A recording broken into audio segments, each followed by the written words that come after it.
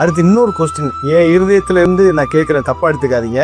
அது போல அநேகர் உங்களை பத்தி நினைச்சிருக்கலாம், ஒருவேளை இந்த பாடல் மூலமா உங்களை நீங்க ப்ரொமோஷன் பண்றீங்களா, உங்களுக்கு விளம்பரம் தேடுறீங்களா அப்படின்ற ஒரு கேள்வி அநேகருக்கு இருக்கலாம். அதை பத்தி நீங்க உங்களுடைய அபிப்பிராயம் என்னன்னு கொஞ்சம் சொல்லுங்க. அதாவது நல்லா தெரிஞ்சுக்கங்க, இப்போ என்னுடைய சாட்சி ஃபர்ஸ்ட் தேவை. என்னை பார்த்து தான் இயேசுகிட்ட வருவாங்க. அதாவது பிரபலமாகலாம், ப்ராப்ளமாக தான் ஆகக்கூடாது. அது பிரபலமாகி ப்ராப்ளம் ஆகுங்க. அப்போ என்னன்னா, என்ன பிரபலப்படுத்துறதுக்கு ஒன்றுமே கிடையாது. அதுக்குன்னு இதில் பிரபலம் ஆகாமல் இருக்க முடியாது. அதான் நான் இப்போ முன்ன மாதிரி சொன்ன மாதிரி தான், பிரபலம் ஆகலாம், ஆனால் ப்ராப்ளமாக தான் ஆகக்கூடாது. அதுக்கு நம்ம அபிஷேகத்தை அளவில் வச்சு இந்த பாடல் ஊழியத்தை பண்ணணும். ஒரு பவுண்டரிக்குள்ளேயே இருந்து இந்த ஊழியத்தை பண்ணுறீங்கன்னா கர்த்தருடைய நாம மகிமைப்படும், உங்கள் நிமித்தமா தேவனுடைய ராஜ்யம் கட்டப்படும்.